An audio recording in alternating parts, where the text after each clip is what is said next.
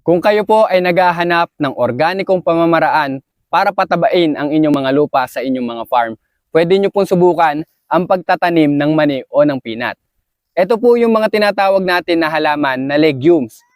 Ito po, tinatawag din po natin itong mga nitrogen fixer. Ibig sabihin po, nagkakarga po siya ng nitrogen sa ating lupa na isa sa mga napaka-vital na sustansya o nutrients na kailangan ng iba pa nating mga halaman. Pero paano ba nangyayari na ang nitrogen mula sa hangin ay naikakarga ng mani o ng mga legumes sa ating lupa? Kung makikita po natin yan, yung ugat po ng mga legumes tulad po nitong mani, meron po siyang tinatawag na root nodules. Dito po, ito po yung nabubuo sa pamamagitan ng relationship, ng symbiotic relationship sa pagitan ng mani o ng mga legumes at ng bakterya na tinatawag natin na rhizobia.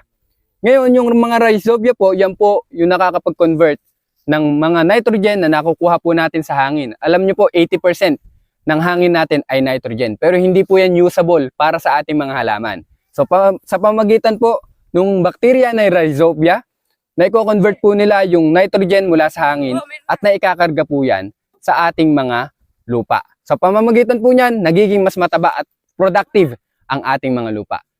Para po sa dagdag na kaalaman, tutok lang po kayo sa ating mga vlogs. Ako po si Engineer Robert ng RM Metalworks. Maraming salamat po.